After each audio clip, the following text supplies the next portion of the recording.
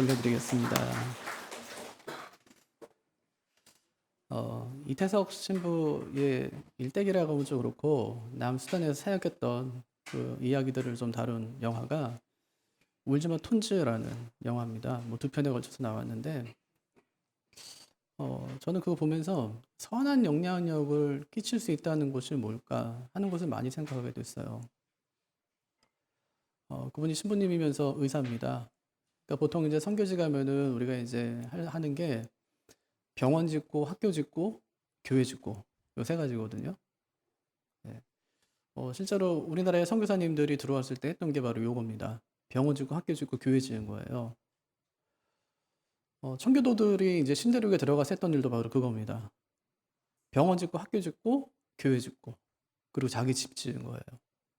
그러니까 진짜로 중요하게 생각하는 것이 무엇인지를 잘 보여주는 것이죠. 그분이 한 번은 정치적인 일 때문에 감옥에 갇힌 적이 있어요. 어머니가 면회를 왔습니다. 그때 엄마한테 막 짜증내는 거예요. 왜 엄마까지 왜 찬 바닥에서 그냥 자느냐는 거죠. 아들이 감옥에서 찬 바닥에 잔다는 걸 엄마가 이제 들었어요. 마음이 너무 아픈 거예요. 엄마 마음이 이해가 되죠. 아니 아들이 저렇게 차가운 바닥에 저렇게 억울하게 저렇게 감옥에 갇혀갖고 지내는데 내가 어떻게 이렇게 따뜻한 바닥에 내가 편안하게 잘 수 있겠냐 해서 그냥 아들처럼 차가운 바닥에 그냥 겨울에도 막 잔 겁니다. 그랬더니 아들이 막 짜증냈어요. 왜 엄마까지 왜 그러냐고.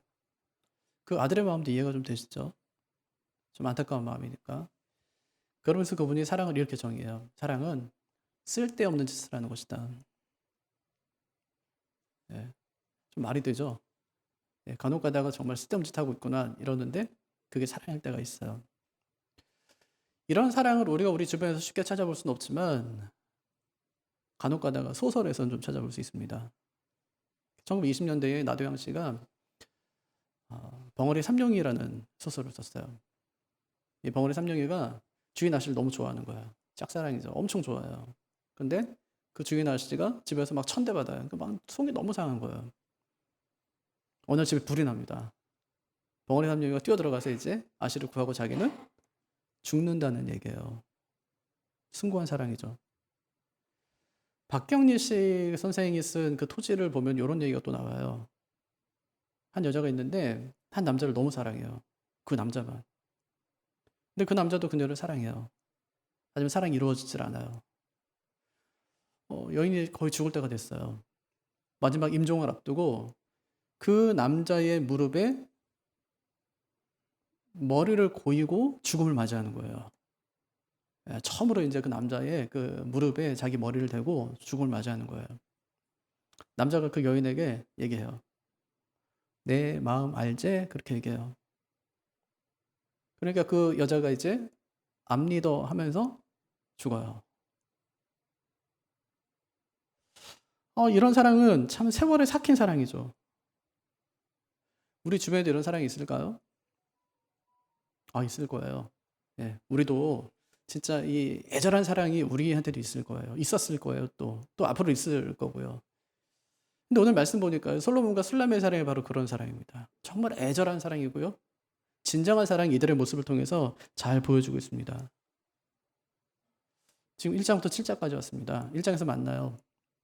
2장에 청혼하고 3장에 결혼하고 4장에서 이제 신혼 첫날 밤을 보내고 5장에서 갈등, 6장에 화해, 7장에서 또 8장에서 진정한 사랑을 이루어가는 거예요. 진정한 사랑이 뭘까? 진정한 사랑은 어떻게 이루어가는 것일까? 하는 것을 보여주는 것이 7장입니다. 어떻게 우리가 진정한 사랑을 이룰 수 있을까요? 그 첫째가 사랑을 표현하는 거예요. 사랑을 표현하는 것. 진정한 사랑을 이룰 수 있는 비결이 뭐냐면 끝없이 사랑하는 것입니다. 끝없이 사랑하는 거예요. 끝없이 사랑을 표현하고 확인하는 것 외에는 다른 방법이 없습니다. 우리가 사랑해서 결혼하거든요. 근데 더 중요한 건 뭐냐면 결혼한 다음이에요. 결혼하기까지가 중요한 게 아니라 결혼한 다음이 더 중요하다는 말입니다. 그럼 사랑에도 노력이 필요할까요?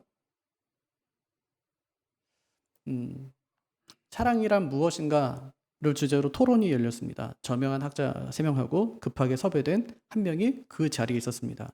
A라는 학자가 말하는 거예요. 사랑은 호르몬의 작용입니다. B라는 학자가 얘기했습니다. 사랑은 노력하는 게 아니라 자연스러운 것입니다. C라는 분이 이야기합니다. 사랑은 숭고한 것입니다. 그래서 지켜보는 D가 다들 개소리나 하고 있구만 하고 속으로 생각했어요. 그리고 말합니다.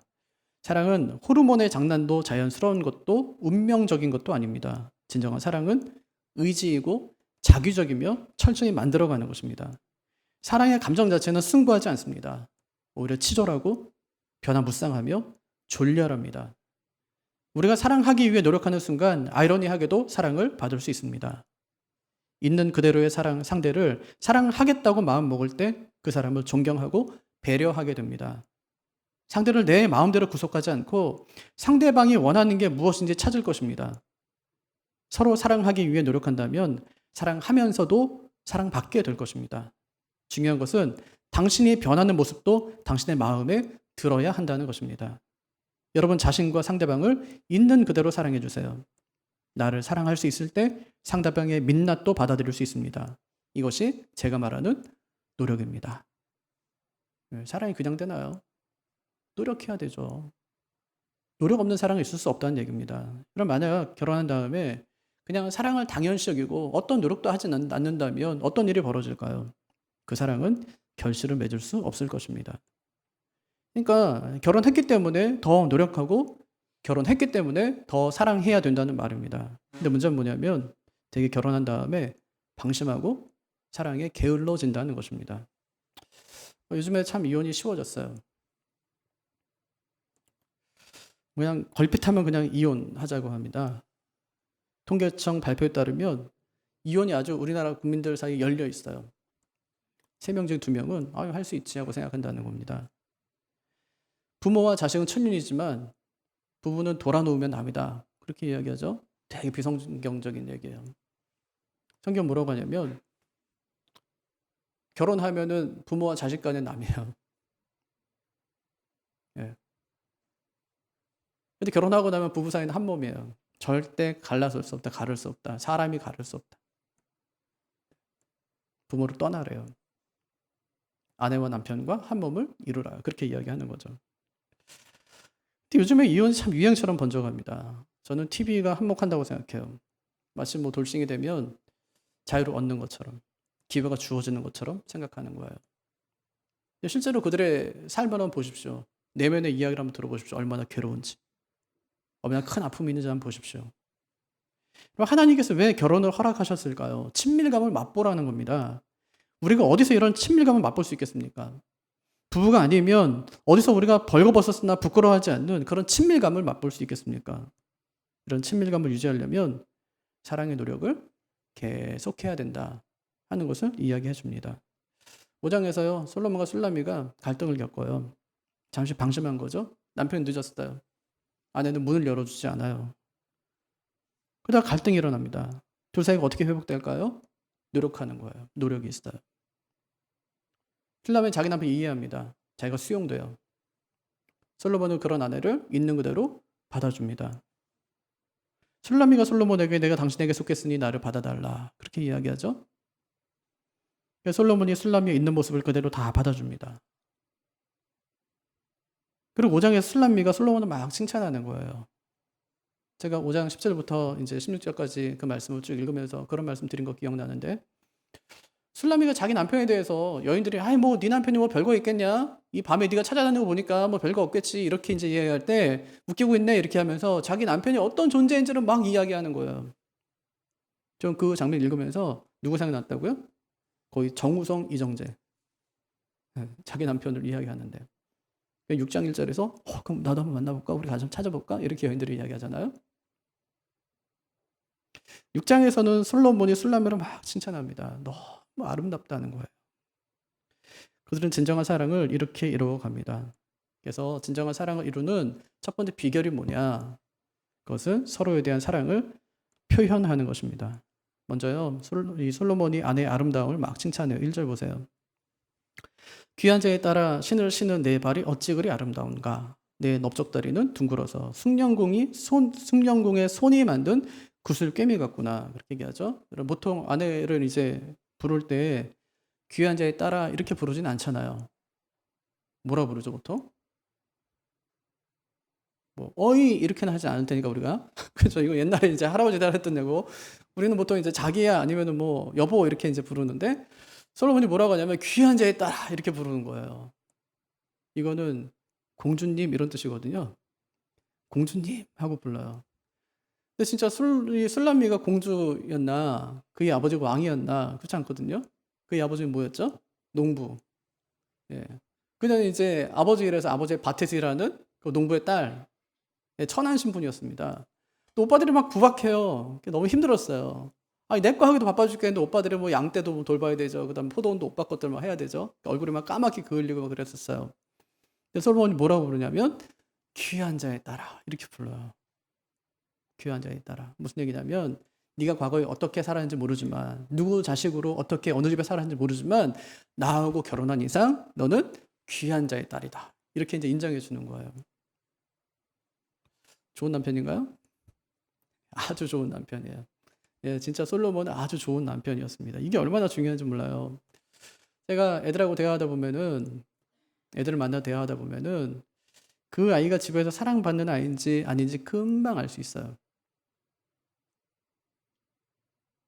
네. 또 교회에서 어른들 만나서도 대화하다 보면 이분이 아내에게 얼마나 사랑받는 분인지 아닌지 남편에게 얼마나 사랑받는 아내인지 아닌지 금방 알 수 있어요. 어떻게 알 수 있을까요? 그의 모습에서 당당함이 배어나오기 때문이에요. 사랑받고 자란 아이들 보십시오. 당당합니다. 누구 앞에서도 당당한 거예요. 집에서 이렇게 사랑받는 사람은 씩씩하고 단단합니다. 아주 구김이 없는 거예요. 하나님께 사랑받은 사람은 어떨까요? 마찬가지겠죠. 예, 제가 아주 오래전에 병원에서 하는 자존감 테스트 그걸 한번 한 적 있어요. 그게 진짜 되게 두껍더라고요. 한 1시간 정도 했나 봐요. 문제 이렇게 계속 풀고 이제 체크하는데 100점 만점에 거의 만점 맞았습니다. 뭐 제가 뭐 잘생겼나요? 키가 큰가요? 뭐 가진 게 아무것도 없는데 왜 내가 그렇게 자존감이 높을까? 딱 하나밖에 없어요. 하나님이 나를 사랑하시는 거예요. 내가 하나님께 매인 사람이고. 아니 하나님의 사랑을 받은 사람은 당연히 자존감이 그냥 꽉 차는 거예요. 아내에게 사랑받는 남편은 어떨까요? 마찬가지겠죠. 남편에게 사랑받는 아내는 어떨까요? 마찬가지인 거예요. 누가 뭐라 해도 상관이 없어요. 왜?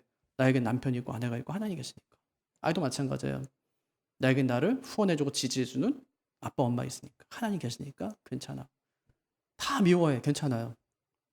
예. 여러분 뭐 살다 보면 누가 나 미워할 때 있잖아요. 그죠?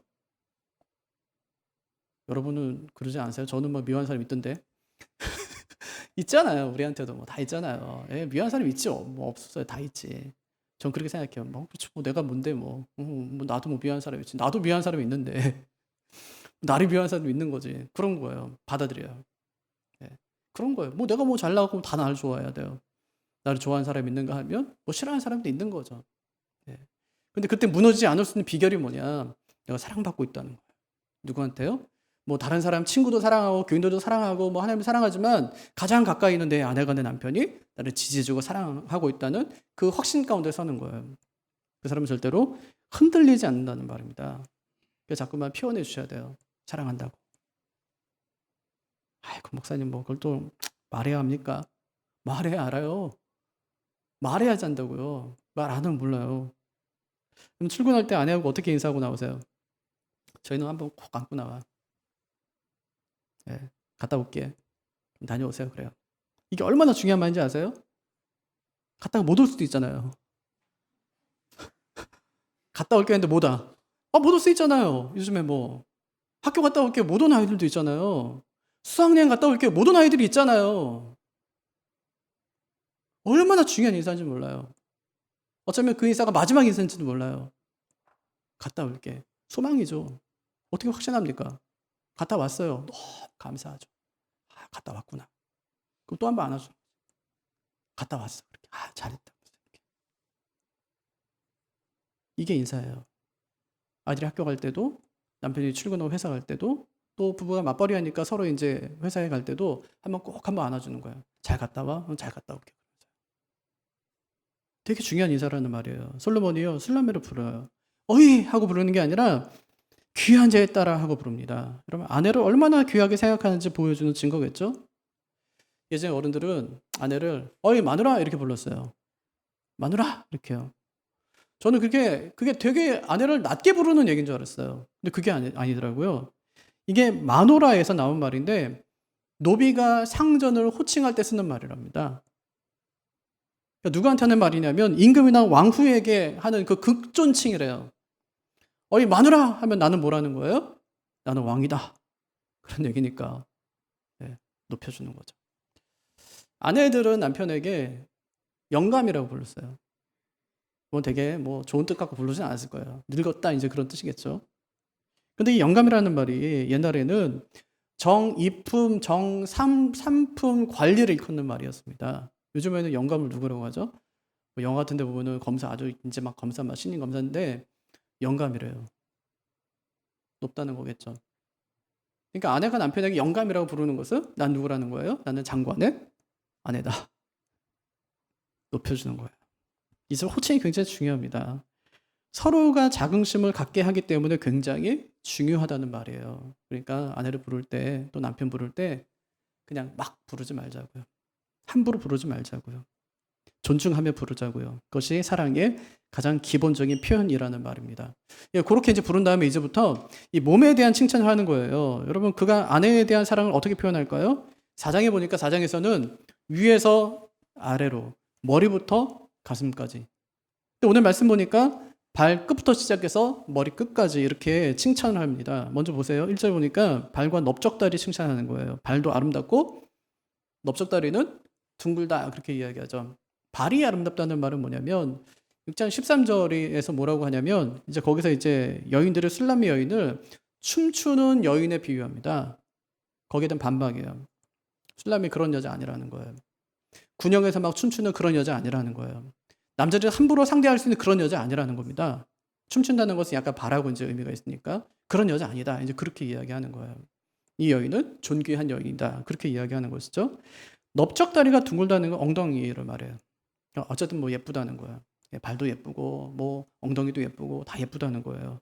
또 2절과 3절 보니까 배, 허리, 가슴을 칭찬합니다. 배꼽은 섞은 포도주를 가득히 부은 둥근 잔 같고 배꼽은 배 있는 데 하잖아요. 이게 술라미가 누웠어요. 거기다가 포도주를 붓는 거예요. 그런데 포도주가 배꼽에 고여요. 뭐를 의미할까요? 배가 안 나왔다는 거예요. 배가 나오면 고이질 않아요. 다 흘러내려. 술라미는 배에 고여요. 배가 안 나왔어요. 예쁘다는 거예요. 또 허리 있는 백합화로 둘은 밀당 같구나 이렇게 얘기하죠. 밀 추수를 했어요. 단을 거뒀어요. 그 다음에 백합화로 이제 묶어요. 어딜 묶겠어요? 가운데를 착 하고 묶으니까 어때요? 잘록한 거죠. 예. 배가 없다니까요. 허리를 묶었어요. 허리가 잘록해요. 예. 지금 상상하고 계시죠? 예. 또 가슴이 암사슴의 쌍태 새끼 같다 그렇게 얘기하는데 7절 보니까 열매 송이 같다 그렇게 얘기해요. 생명을 키워내기에 충분하다는 뜻이에요. 예. 아름답다는 거예요. 아름다워요. 세 번째는 이제 4절 5절 보면 목과 얼굴을 칭찬합니다. 목은 길대요. 눈은 연못 같대요. 호수 같은 거, 호수 눈이. 네, 코는 망대같이 높다 그렇게 얘기하는데 요즘 연예인들이 가장 많이 하는 수술이 뭘까요? 코하고 눈이래요. 술라미는 수술하지 않아도 진짜 예뻤다 이걸 이제 이야기하는 거고요. 또 머리는 갈멜산 같고 머리털은 자줏빛이다 그렇게 이야기하는데 자줏빛은 이제 비싼 염색했다는 말입니다. 제가 한번 물어볼게요. 아내가 머리하고 왔어요. 남편의 반응은 1번 했는지 모른다. 2번 알지만 말하지 않는다. 3번 잘 어울린다고 말해준다. 어떠세요? 뭐 서울 사람들은 잘 얘기 안 하죠, 그죠? 머리 하고 왔는데 뭐 했으면 한 거지 뭐. 아니 머리 했네 뭐. 그걸 얘기해요 이거를 뭐. 머리 한 거를 뭐 얘기해요. 했네 하고 속으로 이제 생각하고 마는 거지. 근데 아랫지방은 안 그렇더라고요. 제가 신학대학원 다닐 때 머리 자르고 가면은 거기 이제 친구들 많잖아요. 친구들이 머리 했네 계속 그래요. 그래서 이상했어 처음에는. 머리 한 거를 왜 남자들이 저렇게 이야기할까 그랬는데 말 안 해주면 섭섭해한대요. 네. 그래서 저도 얘기해줬어요. 친구들이 머리 자르고 보면은 머리 잘랐네 이렇게요. 네. 아내들도 그럴 것 같아요. 머리 하고 왔는데 남편이 아무 말도 안 한다. 서운하겠죠, 그죠? 아니 진짜 오랜만에 귀걸이 남편이 안 사줘 갖고 자기가 샀는데 했는데 몰라요. 잘 모르죠. 남편들이 어떻게 합니까 그거를. 예. 음. 근데 솔로몬은 안 그래요. 오늘 보니까 솔로몬은 이야기해줘요. 기회를 놓치지 않는 거. 5절 한번 끝부분 보세요. 왕이 그 머리카락에 매이었구나 그렇게 이야기하죠. 그러니까 술라미의 긴 머리에 반했다는 뜻입니다. 이게 어떻게 긴 머리에 반할 수가 있습니까? 긴 머리하면 반하고 그런가요? 실제로 그래요. 옛날 포크송에 긴 머리 소녀라는 노래가 있는데 긴 머리 소녀를 길을 가다가 우연히 만난 거예요. 그녀를 위해서 갑자기 기도해요. 왜 그럴까요? 순간 반하는 것이죠. 이렇게 솔로몬이 아내의 10가지 아름다움을 찾아냅니다. 이것은요, 첫날 밤에 찾아낸 것보다 더 많은 숫자예요. 4장에 보니까 7가지 찾아내거든요. 근데 오늘 7장에 보니까 10가지를 찾아내요. 어떻게 더 많은 것을 찾아낼 수 있었을까? 아내에게서 그의 독특함과 고유함을 더 많이 발견한 것입니다. 사랑이 뭐냐? 사랑은요, 발견해서, 찾아내서 표현해 주는 거예요. 사랑은 발견하는 거예요. 찾아내는 거예요. 그게 사랑입니다. 그럼 지금까지 제가 아가서 말씀 나누면서 2가지 숙제 내드렸는데 첫 번째 숙제 하셨어요? 아내가 사랑스러운 이유 20가지. 아내에게는요, 남편만이 할 수 있는 그 고유의 아름다움이 있어요. 남편만 알고 있는 아름다움이 있어요. 그 칭찬을 지금 솔로몬이 하고 있는 것입니다. 그럼 우리도요, 그 칭찬 하자고요. 그럼 어떤 분들은 이거 목사님 뭐 칭찬할 게 있어야 하죠 하는 분들이 있을 거예요. 그래서 칭찬은 발견하는 거예요. 찾아내는 거예요. 찾아내고 발견해서 표현하는 것입니다. 아내만의 독특한 고유함을 찾아내서 예쁘다고 칭찬해 주시기를 바랍니다. 여기서 끝이 아니에요. 10가지 끝이 아니라 몇 가지 더 찾아내요. 실제 보니까 내 키는 종려나무 같고 이렇게 얘기하는데 솔로몬가 지금 보니까 허리도 잘록하고요. 배도 없고 예쁘고 키도 커요. 오늘 말씀 보니까 날씬하고 키 크다는 거예요. 옛날에 뭐 그러더라고요. 옛날에 뭐 고대 사회에서는 뭐 약간 통통한 사람들이 뭐 미인이었다 이렇게 스스로 우리가 좀 위로받으려고 약간 그런 얘기 많이 하고 하는데 안 그랬대요. 옛날에는 날씬한 사람이 미인이었답니다. 옛날에도. 예, 고대 이집트 뭐 이런 데도 다 날씬하고 아름다운 사람은 다 그랬대요. 날씬했대요. 그러니까 지금 술람미가 그렇다는 거예요. 예, 종려나무 같다 이렇게 하니까 높으니까요. 한 2, 3m 정도 되는 나무니까요. 종려나무라는 이름의 뜻을 가진 여인들이 성경에 등장해요. 여인이 등장해요. 그 다말이에요. 다말이 종려나무라는 뜻이에요. 다말은 성경에 2명 나오죠? 한 명은 누구예요? 창세기 38장에 나오는 유다의 며느리. 또 한 명은요? 사무엘하 13장에 나오는 다윗의 딸. 예, 큰오빠가 이제 뭐 나쁜 짓 하고 뭐 이런 딸 있잖아요. 둘 다 공통점이 뭘까요? 성적인 것과 연관돼 있어요. 예, 다말은 진짜 예뻤다고요. 자기가 오빠가 보기엔 너무 예쁜, 내 아내로 삼고 싶을 만큼 예쁜 그런 여인이었어요. 그러니까 지금 술람미가 중단미를 지금 종려나무에 비교하는 것은 술람미도 그만큼 아름다운 여인이었다는 것을 솔로몬이 이야기하는 것이죠. 8절 보니까 콧김은 사과 냄새 같고 9절은요 입은 좋은 포도주 같다 얘기하니까 이 정도면 다 좋은 거예요. 그냥 그러면 진짜 입냄새가 좋다면 끝난 거잖아요. 입냄새까지 좋다는 거예요. 그냥 그러면서 6절에 이렇게 얘기해요. 사랑아 내가 어찌 그리 아름다운지 어찌 그리 화창한지 즐겁게 하는구나. 무슨 얘기죠? 남편이 아내 보면서 당신의 아름다움이 나를 기쁘게 합니다 하고 얘기하고 있는 겁니다. 그러면 상대의 몸을 보면서 아름다움을 느끼는 것은 참 좋은 일이에요. 아니 사람 몸만큼 아름다운 게 어디 있어요? 사람 몸이 가장 아름답지. 아이 키우면서 참 기뻤을 때가 있어요. 너무 행복하고 좋았을 때. 그게 언제냐면 아기가 갓나게 때잖아요. 그때 아기 막 목욕시키고 그리고 이제 그 아기를 물에서 건져가지고 옷 입히려고 이제 이렇게 탁 누이고 막 이 수건으로 막 닦을 때 그때 그 아기의 몸 어때요? 그거는 예쁘다는 표현이 모자랄 정도로 예뻐요. 너무 예쁘죠. 그럼 아내가 언제 제일 예쁘죠? 잘 때. 잘 때. 그게 아니라 내가 사랑할 때. 아내가 가장 예쁠 때는 내가 사랑할 때죠. 진정한 사랑을 하려면 아내의 독특함과 고유함을 발견해야 합니다. 발견해서야 자꾸만 예쁘다, 아름답다, 사랑스럽다 말해줘야 합니다. 진정한 사랑은 언제 이루어진다고요? 표현할 때요. 표현할 때. 예쁘다고 표현할 때. 네, 이게 첫 번째예요. 그럼 이렇게 사랑을 표현할 때 상대는 어떻게 해야 될까? 두 번째는 뭐예요? 사랑을 받아주는 겁니다. 손뼉도요, 마주쳐야 소리가 난대요. 상대가 사랑을 표현하면 받아주어야 합니다. 술람미가 솔로몬의 사랑을 받아줍니다. 10절 보세요. 나는 내 사랑하는 자에게 속하였도다. 그가 나를 사모하는구나. 6장에서 뭐라고 그랬죠? 내가 그에게 속했다. 그는 나에게 속했다. 오늘 여기서 뭐라고 하죠? 내가 그에게 속했다. 그가 나를 사모한다. 역전이 일어나는 거예요. 아담과 하와가 범죄했어요. 하나님께서 하와에게 형벌을 내리십니다. 그 형벌 중에 하나가 뭐냐면 넌 평생 네 남편을 사모해야 될 것이다. 이렇게 형벌을 내리시는 거예요. 근데 오늘 어떤 일이 벌어지는 것이죠? 아내가 남편을 사모하는 게 아니라 남편이 아내를 사모하는 역전이 지금 일어나고 있는 것입니다. 이렇게 되기까지의 과정이 굉장히 중요한데 어떻게 이렇게 된 것일까? 역전의 동기가 무엇일까? 그 신랑의 사랑이에요. 신랑의 사랑이 신부의 형벌을 다 덮고 평안을 누리게 하는 것입니다. 그럼 아내가 언제 가장 큰 안정감을 누릴까요? 충분히 사랑받고 있다고 느낄 때예요. 충분히 사랑받고 있다고.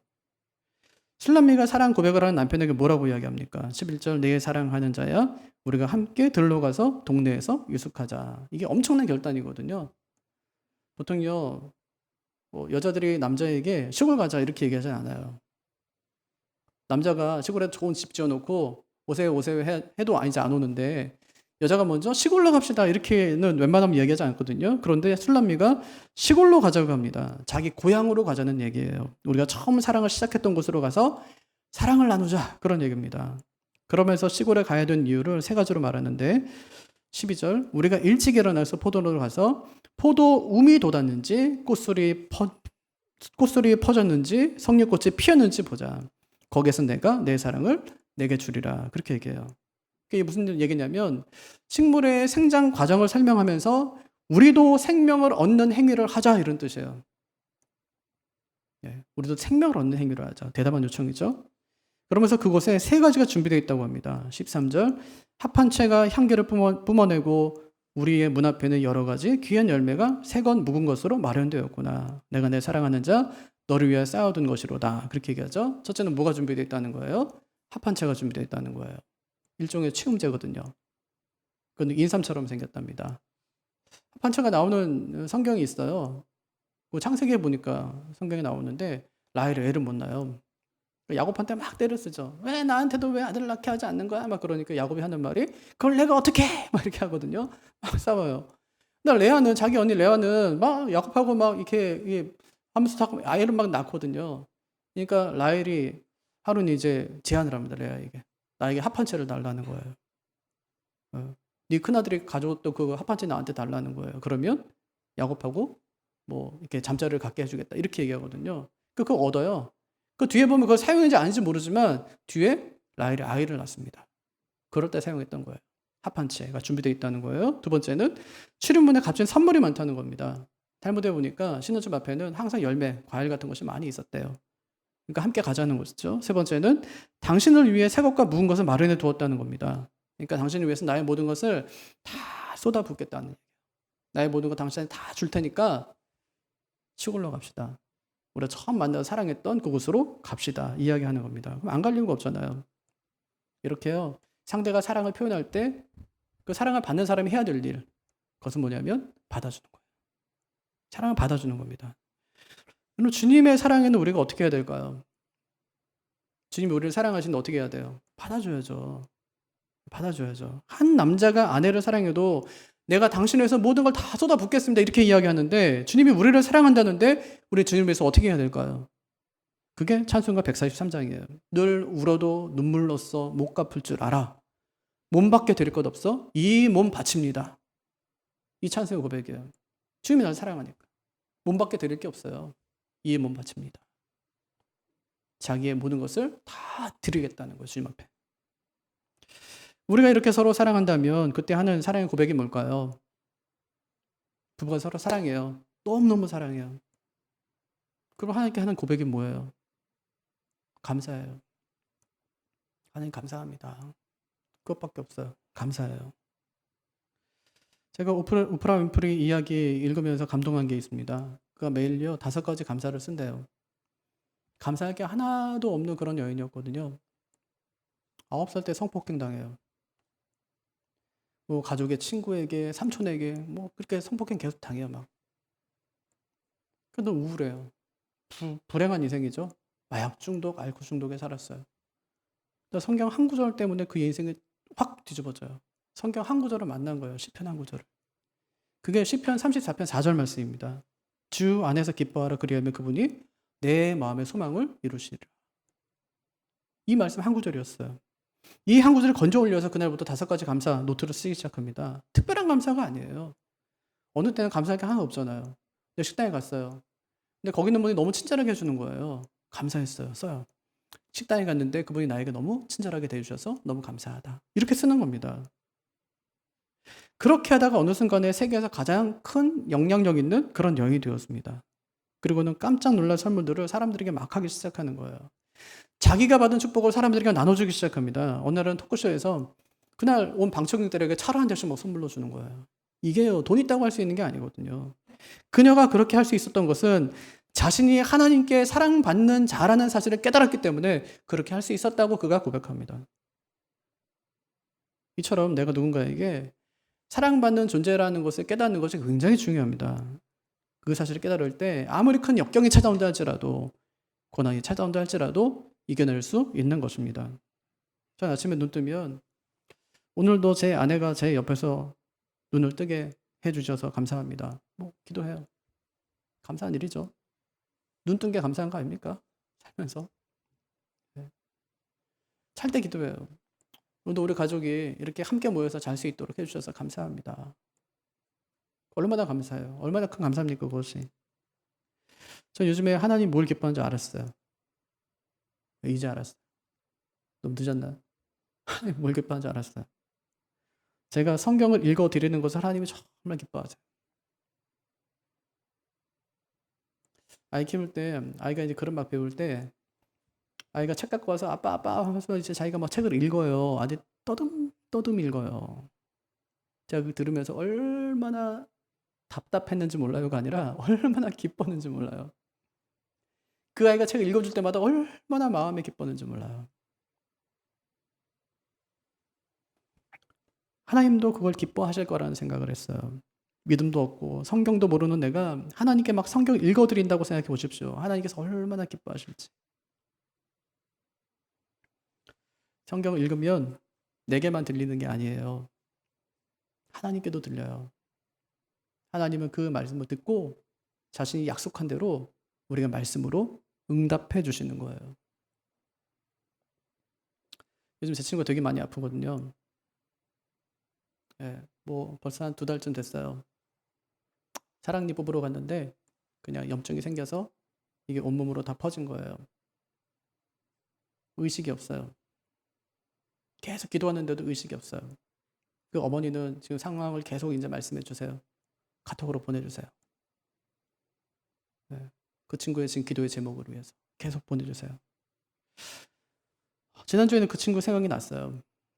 시편 23편 읽어서 카톡으로 보내주었어요. 아직 의식도 없거든요.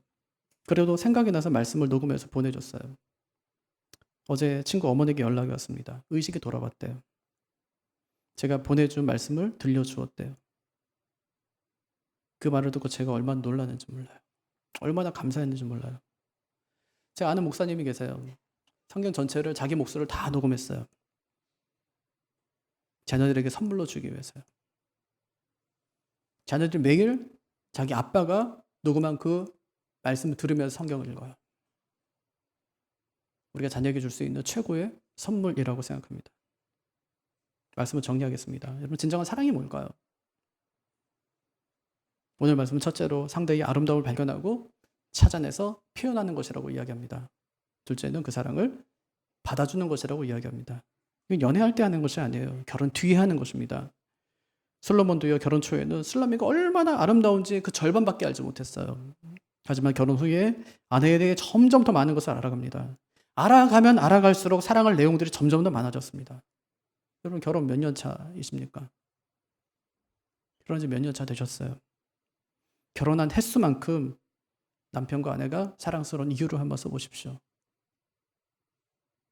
아니, 1년에 하나씩은 발견할 수 있겠죠. 1년에 하나씩 많은 것도 아니고 1년에 100가지도 아니고 그냥 한 가지씩만.